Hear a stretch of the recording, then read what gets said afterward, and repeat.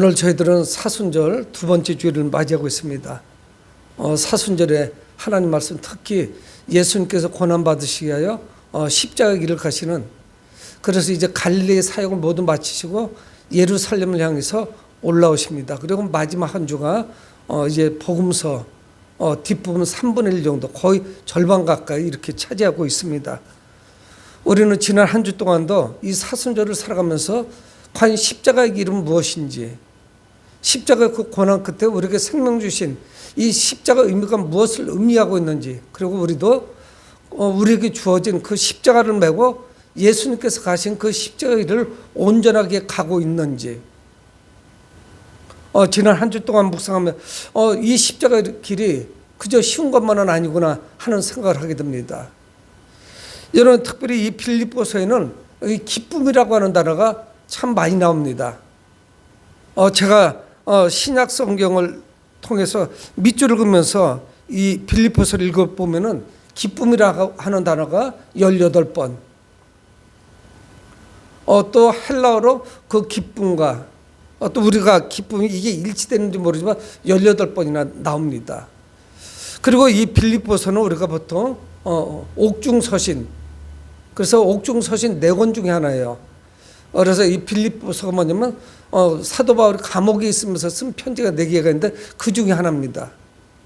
근데 사도 바울 서신 13권 중에 가장 많은 기쁨을 표현하는 책이 빌립보서라는 사실이에요. 예수 그리스도께서 가신 그 십자가를 가는데 어떻게 이렇게 기뻐할 수가 있는 것인지, 어떻게 기쁨의 노래를 이렇게 할 수 있지? 우리는 당연히 그 고난의 길, 어려운 길을 가게 되면 벌써 얼굴에 써 있거든요. 힘들다는 표현이 있어요. 근데 어떻게 이분은 십자가를 가면서, 더군다나 감옥에 있는데 상황이 가장 나쁜 이 환경 가운데서 하나님을 찬양하고 주님께 영광을 돌리면서 이 기쁨을 노래할 수 있을까? 어떻게 감옥에 있는 사람이 감옥 바깥에 있는 자유로운 사람들에게 기쁨을 이야기할 수 있을까 하는 것을 우리는 묵상하고자 합니다. 여러분, 신앙생활에 혼자 스스로 하는 건 없어요. 독불장군은 없습니다. 다양한 사람들이 함께합니다. 그래서 서로 격려하고 힘이 되죠. 이 공동체 안에 있으면은 서로 장점을 본받을 수가 있어요. 그리고 다른 성도가 어떻게 고난을 이겨나가는지, 십자가의 길을 가고 있는지, 우리는 그래서 간증을 듣고 또 전에는 단일 기도를 통해서 지난 11월에는 참 많은 간증을 접하게 되었습니다. 여러분, 기독교가 전 세계로 뻗어나가는데 아마 사람 중에서 가장 큰 역할을 한 것이 아마 사도 바울일 거예요. 바울만큼 혁혁한 공을 세운 그런 사도가 없습니다. 물론 다른 사도들도 헌신하고 수고했지만 사도 바울만한 사람을 찾기가 쉽지가 않아요. 여러분, 그런데 이 사도 바울조차도 혼자 힘으로 하지 않았습니다. 음지에서 수고한 사역자들이 있었고 동역자들이 있었습니다. 여러분, 바울이 가는 곳마다 협력하는 무명의 성도들이 있었습니다. 그래서 오늘 10절에 보면은 이 사도 바울은 자신의 사역을 도왔던 빌립보 교회 성도들에게 감사하고 기뻐합니다. 그래서 10절에 내가 주 안에서 크게 기뻐함은, 여러분 18절에도 내가 기뻐한다는 말씀이 있어요. 그리고 오늘 본문 안에도 내가 기뻐한다 두 번이나 말씀합니다. 근데 지금은 뭐냐? 크게 기뻐한다는 거예요. 왜? 이거는 좀 역사적인 사실을 사도행전과 오늘 빌립보서의 앞부분을 좀 알아야 됩니다. 사도 바울은 1차 선교여행을 떠났고, 우리가 터키라고 하는 티르키예 지역을 한 바퀴 돌면서 복음을 전해서 교회가 여러 군데가 생겨서 이제 첫 번째 교회가 형성되기 시작합니다. 그 소아시아 지역에. 그리고 이제 두 번째 선교여행을 떠날 때 저번에 교회를 세웠던 그 지역에 가서 신앙생활을 잘하고 있는지, 이 예배 공동체가 잘 살아나고 있는지 이거를 점검하고 힘을 주려고 두 번째 출발을 합니다. 근데 하나님 성령께서 강력하게 그의 발을 인도하세요. 그래서 처음에 예정했던 그 계획을 포기하고 성령이 인도하신 가운데 그가 출발하는데, 거기가 어디냐면 유럽, 지금의 유럽 지역으로 처음으로 발걸음을 디딘 거예요. 복음이 처음으로 바다를 건너서 유럽을 향합니다. 그리고 그가 갔던 곳이 어디냐면 빌립보였어요. 빌립보에서 짧은 기간 있었습니다. 그리고 그가 발걸음을 옮겨서 계속 다음 목적지를 향해서 뭐 딱히 정해진 건 아니지만은 성령이 인도하신 가운데 발걸음을 옮기죠. 그러면서 이제 그가 이제 빌립보 교회에 편지를 씁니다. 그러면서 그는 현재는 어디 있느냐? 로마 감옥에 있어요. 활동이 제한받고 있습니다. 그래서 그 로마 감옥에서 빌립보를 향해서 편지를 쓴 거예요. 근데 그가 첫 말씀, 여기서 본문에는 뭐냐? 내가 기뻐한다는 거예요. 2장 25절에 보면은 이 빌립보 교회는 에바브로디도라고 하는 사람을 보내요. 그래서 로마 감옥에서 필요한 물품들을 가져오고 그의 감옥살이를 지원을 해주고, 그러니까 지금으로 말하면 영치금도 넣어주고 이렇게 저렇게 섬기고, 이 에바브로디도가 감옥 바깥에 있으면서 여러 가지 일들을 해줍니다. 심부름도 해주고. 이래서 그의 몸이 자유롭지 못하니까, 그래서 그 빌립보 교회에서 그 감옥에서 빌립보 교회 성도들 향해서 편지 쓴 거예요. 에바브로디도와 또 여러 가지 물품들을 보내서 이 중단되었던 지원이 계속되고 있는 것에 대해서 감사하고 있는 거예요. 그러면서 이제 사도 바울은 옛날 이야기를 합니다. 십수년 전에 있었던 이야기. 내가 빌립보 있을 때, 빌립보에서 떠나올 때도 그 빌립보 교회 성도들이 나를 후원해 줬었는데 그때 큰 기쁨이 있었는데, 성경 뭐라고 말씀하냐면 내가 주 안에서 크게 기뻐하면 너희가 나를 생각하던 것이 이제 다시 싹이 나미니. 이들은 잊지 않고 있어요. 자기들에게 복음을 전해서 교회를 세워준 사도 바울. 근데 여러분, 이 빌립보에서 사도 바울이 불과 얼마 안 있었어요. 그리고 그가 다음 목적지를 향해 출발합니다. 그리고 데살로니가, 베레아, 그리고 베레아에서 유대인들이 너무 핍박을 하니까 어쩔 수 없이, 뭐 정말 쉽게 얘기해서 야반도주예요. 복음을 전해도 견딜 수가 없어가지고 사도 바울은 남쪽으로 갑니다. 그래서 간 곳이 어디냐면 아덴이에요. 지금 그리스 헬라의 수도인 아테네에 온 거예요. 그리고 고린도까지 갔다 2차 선교 여행에 다시금 돌아가죠. 그래서 과거 이야기를 꺼냅니다. 십수년 전 이야기를 하는 거예요. 그러면서 이제 사도 바울을 만날 기회가 없었습니다. 그런데 이제 내가 감옥에 있는데 나를 잊어버리지 않고 십수년 전에 내가 교회를 세우고 사역자들에게 맡기고 내가 떠나왔는데, 근데 이 교회가 건강하게 자라면서 사도 바울을 기억하고, 그리고 에바브로디도라고 하는 사람과 함께 필요한 지원을 보낸 거예요. 그래서 내가 크게 기뻐한다, 이렇게 말씀합니다. 그런데 사도 바울은 내가 지금 감옥에 있고 궁핍하니까, 빈궁하니까 이렇게 도와줘서 내가 그래서 고마운 것이 아니라는 것을 말씀해요. 이것 때문에만 내가 하는 것이 아니다. 재정적인 지원 때문에 내가 기뻐하고 그것 때문에 좋아가지고 막 이러는 것이 아니라는 걸 말씀합니다. 10절을 다시 읽으면 내가 주 안에서 크게 기뻐하면 너희가 나를 생각하던 것이 이제 다시 싹이 나미니. 과거에도 내가 나를 도왔는데 그 돕고자 하는 마음이 다시 싹이 났다는 거예요. 그래서 도움을 주고 있는 거예요. 생각은 하였으나 기회가 없었느니라. 사도 바울이 그 지역에 가지도 못하고 어떻게 뭐 이렇게 접촉할 수 있는 기회가 없었습니다. 그러면서 그가 11절에 내가 궁핍함으로 말하는 것이 아니니라. 내가 지금 감옥 안에서 지금 아주 궁핍한 삶을 살아가고 있는데 어떤 물질적인 지원이 확 들어오니까 잠시 기뻐가지고 말하는 것이 아니라는 거예요. 이 기쁨의 근원에 대해서 말씀합니다. 그래서 그는 어떠냐? 11절 중반절에 어떤 형편이든지 나는 자족하기를 배웠노라. 어떤 형편에 있든지 나는 스스로 만족하는 사람이라는 거예요. 내가 감옥에 있는데 누군가가 나를 후원해 주지 않아도 나는 감사하고 기뻐하고 있고, 그런데 이 빌립보 교회에서 나를 도와주기 때문에 내가 뭐 그것 때문에 더 가벼운 사람이라 기뻐하는 것은 아니라는 것을 말씀해요. 내가 어떤 환경 가운데서도 기뻐하는 것을 스스로 터득한 사람이에요. 여러분, 우리 삶 속에서 스스로 만족해 하는 것이 없으면 우리는 환경의 지배를 받을 수밖에 없습니다. 왜 그러느냐? 상황이 매번 바뀌어요. 좋은 일이 있을 때 있고 나쁜 일이 있을 때 있어요. 근데 사도 바울은 어떠냐? 자족한다는 거예요. 그래서 그가 어떻게 자족하고 있느냐? 12절에 나는 피천에 처할 줄도 알고. 비천의 처음은 어떻습니까? 당연하게 마음이 우울해지고 인상을 쓰게 되고 얼굴을 펴지 못하게 되고 근심 걱정이 생길 수 있죠. 풍부에 처할 줄도 알아. 모든 일, 곧 배부름과 배고픔과 풍부와 궁핍에도 처할 줄 아는 일체의 비결을 배웠노라. 여러분, 그러니까 이 사도 바울은 조금 내가 형편이 나쁘다고, 조금 좋아졌다고 그런 거에 따라서 확 바뀌는 사람이 아니라는 것을 자기가 이야기하는 거예요. 나에게 다시금 싹이 나서 도와주려고 하는, 그래서 재정적으로 도움을 준 거 너무너무 감사하고 기쁘다. 그런데 명심해야 될 것은 뭐냐? 나는 꼭 그런 것 때문에 기뻐하고 막 이런 사람이 아니다. 누군가가 나를 재정적으로 지원해주면 그때는 기뻐하고, 뭔가가 다 끊어져가지고 아주 궁핍한 생활, 가난한 생활이 되면은 막 불편하고, 그럼 누가 나를 안 도와주나, 이런 사람이 아니라는 거예요. 배부름과 배고픔과 풍부와 궁핍에도 처할 줄 아는 일체의 비결을 배웠어요. 아주 전천후입니다. 그래서 전혀 환경의 지배를 받지 않는 거예요. 그래서 내가 뭐예요? 일체의 비결을 배웠다는 거예요.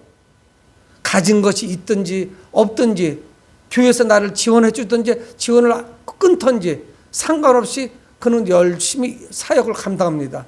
그 십자가 일을 가는 거예요. 그래서 사도 바울은 뭐라 그래요? 일체의 비결을 배웠노라, 이렇게 말씀해요. 배워갔다는 거예요. 점점 발전이 있고 진보가 있어요. 사람이 점점 성숙해집니다. 과거하고는 우리하고 달라요. 그래서 환경은 하나도 변하지 않았지만 내가 바뀐 거예요. 그래서 의연하게 거기에 대처합니다. 예전 같은 막 밤잠을 이루지 못할 일이 이제는 괜찮아요. 기도하면서 능히 감당할 수 있습니다. 여러분, 이 모든 비결을 어디서 배운 걸 거예요? 바로 예수 그리스도의 능력이라는 거예요. 그래서 그가 13절에 말씀합니다. 이거는 성도들 중에 암송한 사람도 많고요. UFC라고 해서 여러분 남편 되시는 분들이 좋아하나 몰라요. 막 격투기가 있어요. 이종 격투기, 미국에. 반칙 몇 가지만 빼놓고는 막 발로도 차고 주먹으로도 때리고 다 해요. 그런 격투기에 헤비급 챔피언이 여기다 그렇게 써놨어요. 영어로 문신을 했어요. 근데 그 밑에 보면 빌립보서 4장 13절이에요. 같이 한번 읽어봅니다. 시작. 내게 능력 주신 자 안에서 내가 모든 것을 할 수 있느니라.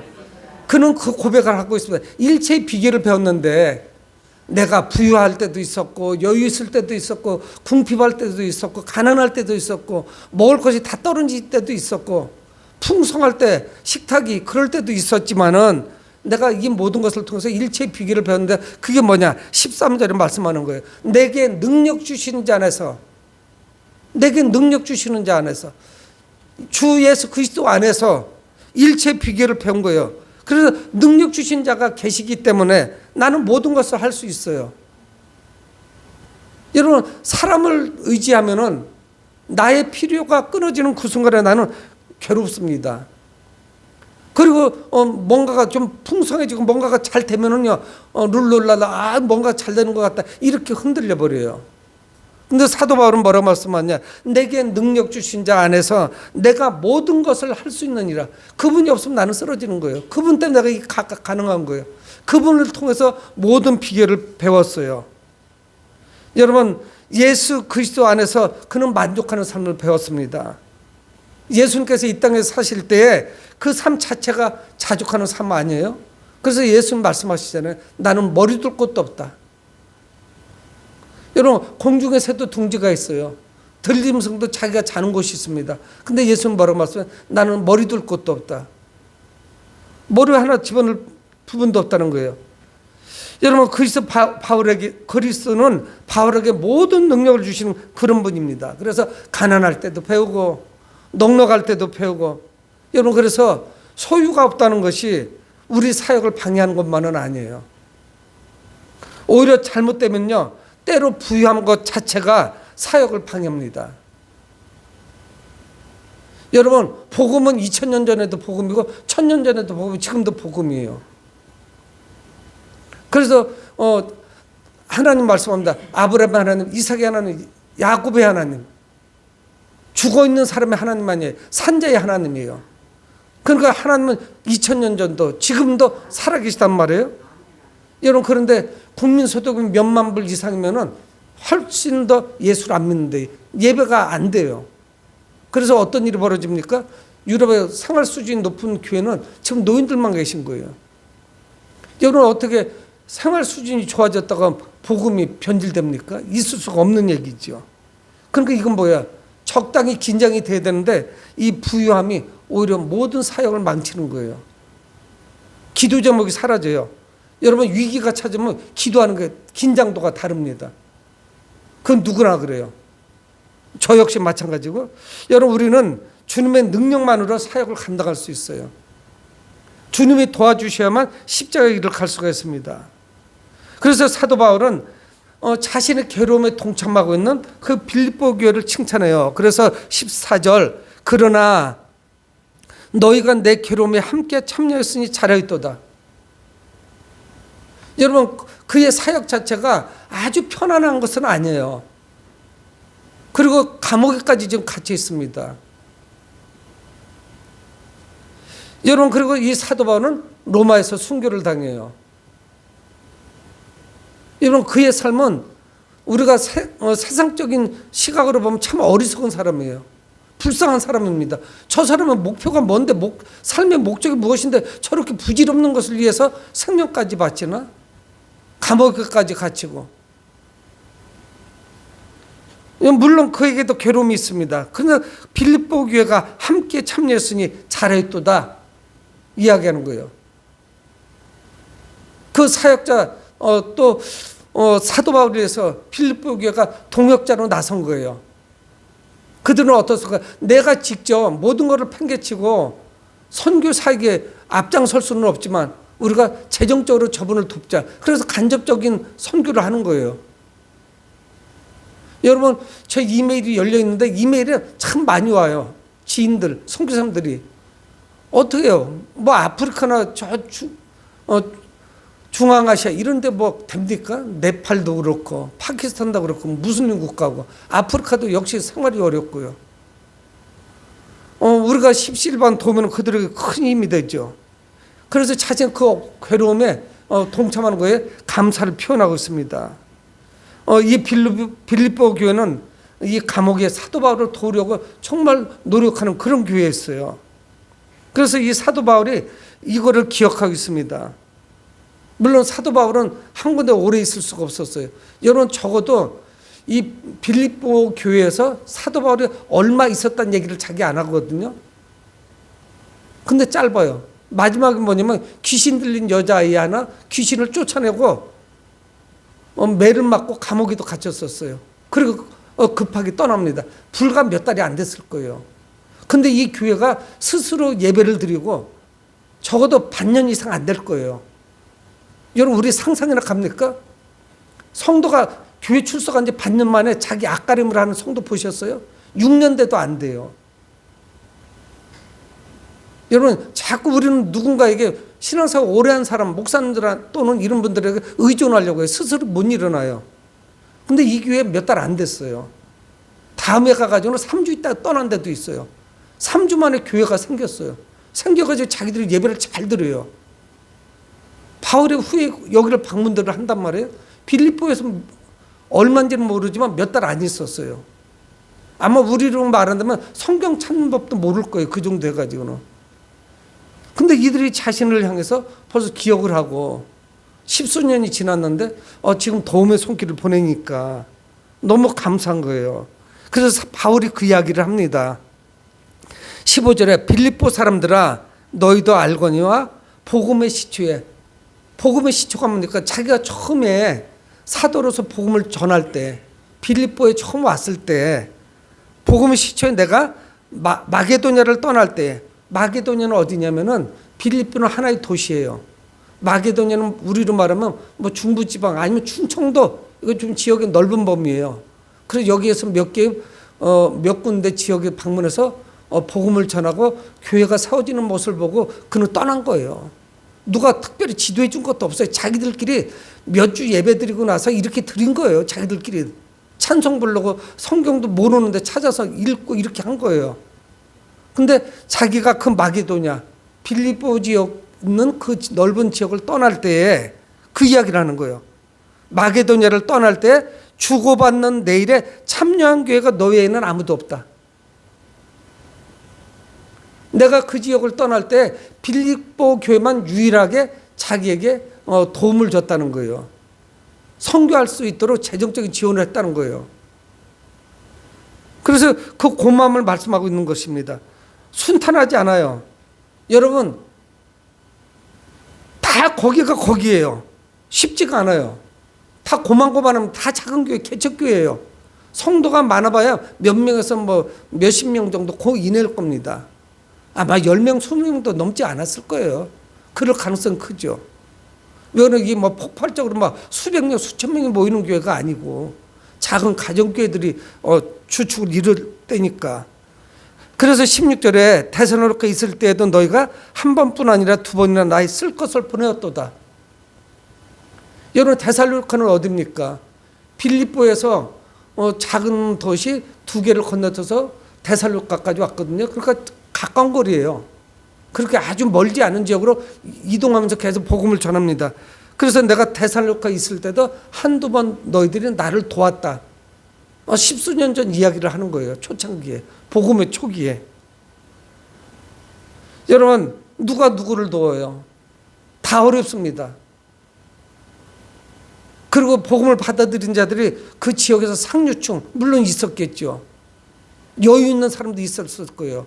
하지만 다 그렇지는 않았어요. 그런데 이 빌립보 교회도 또 사도 바울도 그때를 다 기억하고 있는 거예요. 그동안 참 만나지는 못했지만은. 그래서 이제 사도 바울이 말씀합니다. 17, 내가 선물을 구함이 아니요 오직 너에게 유익하도록 풍성한 열매를 구함이라. 18절, 내게는 모든 것이 있고 또 풍부한지라. 에바브로디도 편에 너희가 준 것을 받음으로 내가 풍족하니 이는 받으실 만한 향기로운 제물이요 하나님을 기쁘시게 한 것이라. 내게는 모든 것이 있다는 거예요. 여러분, 굉장히 많아서 모든 것이 있다고 하지 않을 거예요. 아주 사소하고 작은 것이지만 빌립보 교회 성도들 보내준 거, 에바브로디도라고 하는 사람을 바다를 건너서 직접 보내준 거예요. 여러분, 제가 볼게요. 빌립보 교회가 여기쯤 있어요. 여기가 헬라입니다. 마게도냐 지역이 여기쯤, 고린도는 여기예요. 여기에서 로마는 여기예요. 바다 건너 배 타고 가는 거예요. 지금 같은 비행기 타고 가는 곳이 아니에요. 서울에서 제주도 가는 것보다 훨씬 힘들어요. 바다는 훨씬 더 넓고 육로로 가면 엄청 멀은 거예요. 아마 일본에서 중국 북경 가는 정도 됐을 거예요. 옛날에 바다 건너죠. 육지로 해서 그렇게 간 거예요. 에바브로디도가 어떻든 됩니까? 뭐 폰뱅킹이 돼요? 뭐가 돼요? 국제 송금이 됩니까? 2000년 전인데. 그러니까 그게 뭐가 됐든 물질이 됐든 물건이 됐든 도우려면 가지고 가야 돼요. 그걸 누가 하겠어? 우체국이 합니까? 아니면 은행이 대신 해주겠어요? 굉장히 먼 거리예요. 그 거리를 가서 도와준 거예요. 그래서 그가 말씀합니다. 모든 것이 있고 또 풍부한지라. 감옥에서 외롭게 있는 것에 비하면은 무엇인가를 좀 도와준 게 얼마나 감사한지요. 그래서 모든 것이 있고 풍부하다. 에바브로디도 편을 통해서 보내준 것이. 그래서 사도 바울은 뭐라고 말씀하냐면 이 모든 것이 나에게 한 것이 아니다. 이거는 하나님께 드려진 것이다. 이것이 뭐냐? 이는 받으실 만한 향기로운 제물이다 말씀하고 있어요. 하나님께 드려진 거라는 거예요. 나를 도와준 것이 아니고. 그래서 이것이 하나님을 기쁘시게 드리는 것이다. 구약은 어떻습니까? 제물을 잡아서 하나님께 불러 태워서 드리잖아요. 근데 이들은 자신들도 어렵지만 지금 사역하다가 잡혀서 로마 감옥에 있는 사도 바울을 사라를 보내서 도와주는 거예요. 뭐 그게 얼마나 풍족했겠어요. 사람이 가져가면 또 얼마나 가져갑니까? 근데 그는 감사하고 만족해하고 풍족한 거에 감사를 표현합니다. 근데 이것이 뭐냐? 하나님께 드려지는 향기로운 제물이라는 거예요. 여러분, 구약성경에 제물을 왜 태워드리는 줄 압니까? 그 향기가 하나님께 흠양된다 이렇게 말씀하거든요. 우리의 기도가 천사들이 받아 금망로에 담겨서 주님의 전에 상달되는 거예요. 계시록 그렇게 말씀하거든요. 여러분, 우리 기도가 거저 땅바닥에 떨어지지 않는 거예요. 여러분, 우리는 기도해야 돼요. 기도만이 하나님 전에 상달돼요. 그분이 보시고 들으시거든요. 근데 이들이 개인적인 선물이 아니고 하나님께 드려진, 하나님이 받으실 만한 향기로운 제물이라는 거예요, 이것이. 그래서 결국은 어때요? 자신의 삶의 모든 것, 이런 거를 드린 것이 하나님을 기쁘시게 된다는 거죠. 그러니까 이 빌립보 성도들이 사랑을 실천한 것, 이것이 그저 뭐 십시일반, 당신 10,000원 내셔, 형편 괜찮죠, 50,000원 내셔 해서 이렇게 탁 던져준 게 아니라 그들의 삶의 한 부분을 떼어서 하나님께 드린 거예요. 그래서 이것이 정말 향기로운 제물이 돼서 하나님을 기쁘시게 되는 이런 정성 어린 이런 제물이에요. 이렇게 한 교회가 너희들밖에 없었다, 빌립보 교회밖에 없었다, 고마워하고 있는 거죠. 그러니까 여러분, 우리 예배 순서에 여러 가지가 있습니다. 찬양은 뭐예요? 하나님께 올려드리는 거예요. 기도는 어때요? 하나님께 올려드리는 거예요. 또 설교는 뭐예요? 우리가 올려드리는 것도 있지만 하나님께서 주시는 거예요. 말씀을 우리는 묵상합니다. 또 마지막 헌금 기도도 하지만 헌금은 뭐예요? 하나님께 올려드리는 거예요. 올려드리고 받고 은혜를 받고 영광 돌려드리고 그래서 이 예배가 그냥 목사 혼자만 다 진행하는 것이 아니라 여러분들과 저도 올려드리고 받고 저는 여기서 함께 예배를 진행하는 것 뿐이에요. 그래서 예배에 실패하면 안 되죠. 그런데 이들의 삶, 이것이 향기로운 제물이 됐습니다. 하나님이 기쁘시게 받는 거예요. 그러니까 그들의 모든 사랑의 행위, 이거를 하나님이 기뻐하시는 것이죠. 여러분, 빌립보 교회 성도들은 최선을 다해서 사도들을 도우려고 하고 또 사도 바울은 최대한 도움을 받지 않으려고 합니다. 얼마나 모습들이 아름다워요. 그 궁핍한 삶을 다 각오하고 사역하는 사도 바울이나 또 가급적 최선을 다해서 도와보려고 하는 빌립보 교회, 이 초대교회는 이런 아름다운 공동체였어요. 그러면서 십자가의 길을 갑니다. 이 바울은 이 빌립보 성도들의 헌신이 헛된 것이 아니라는 것을 말씀해요. 19절에 나의 하나님이 그리스도 예수 안에서 영광 가운데 그 풍성한 대로 너희 모든 쓸 것을 채우시리라. 빌립보 성도들은 어떻게 했습니까? 사도 바울의 필요를 채워줬어요. 감옥 생활하는데 그에게 필요한 물품들을 제공해 줬어요. 근데 그게 마이너스가 아니에요. 그게 적자 보는 것이 아닙니다. 내가 이렇게 사도 바울을 위해서 사용했으니까, 하나님께 향기로운 제물로 드렸으니까 우리 생활은, 우리 가정은 축났네? 이만큼 줄었구나. 그렇지 않다는 거예요. 하나님은 빌립보 교회 성도들의 필요를 채워주십니다. 여러분, 그렇지 않으면 하나님 안 계신 거죠. 그래서 19절 말씀한 거예요. 나의 하나님이 빌립보 교회를 통해서 나를 필요를 채워주셨는데, 그 말씀 아니에요? 그런데 그리스도 예수 안에서 영광 가운데 그 풍성한 대로 너희 모든 쓸 것도 채우실 것이다. 하나님은 빌립보 교회를 들어서 나를 채워주셨고 그 풍성하신 주님이 너희 모든 필요도 채워주실 것이다 하는 걸 기도하는 거예요. 기원하는 거예요. 그래서 하나님 풍성하시면 끝이 없습니다. 여러분, 이것이 바로 하나님 나라의 법칙 아니겠어요?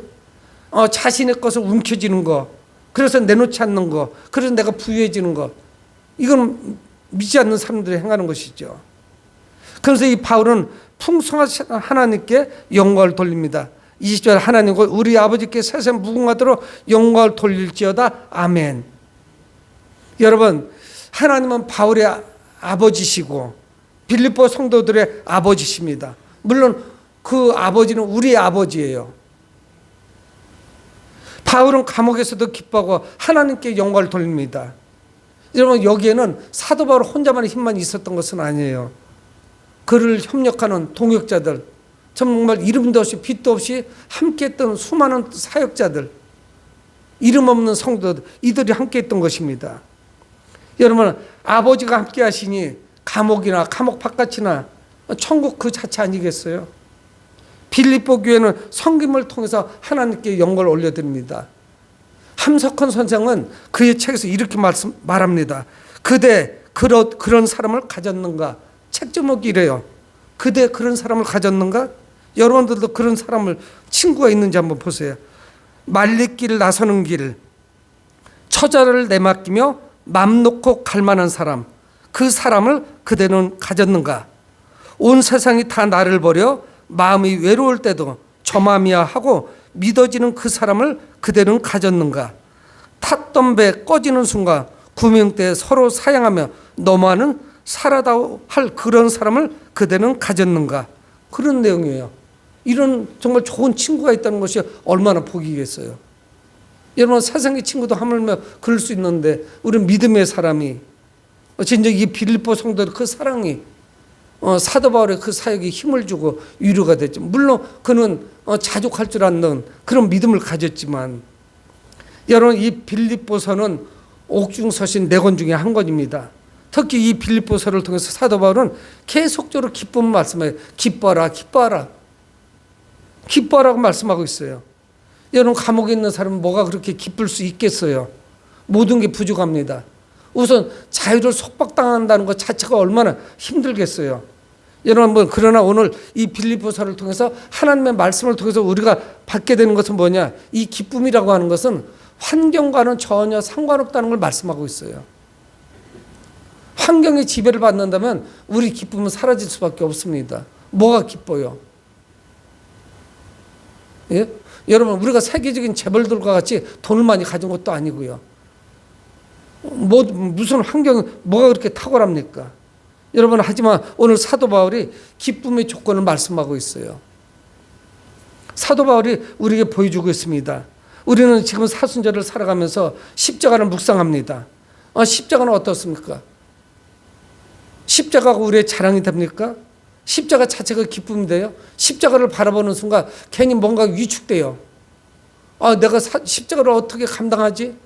그런 생각이 들 수도 있습니다. 하지만 이 십자가는 하나님의 공의와 사랑을 동시에 우리에게 보여주고 있어요. 십자가는 죄인을 향한 사랑의 징표입니다. 십자가가 처절한 그 피 흘림이 있는 것이지만 그것이 우리를 사랑하셨고 우리를 구원한다는 징표예요. 여러분, 그리스도의 사람인 이 사도 바울과 빌립보 교회는 십자가를 묵상하는 사람들의 삶을 우리에게 잘 보여주고 있습니다. 우리의 섬김이, 우리가 가고 있는 이 십자가의 길이 하나님을 향한 향기로운 제물이 되어 영광을 돌리는 그런 삶이 되도록 기도하시는 여러분들이 되길 주 이름으로 축복을 드립니다. 고마우신 아버지 하나님, 주의 은혜를 감사합니다. 아버지, 뜻 안에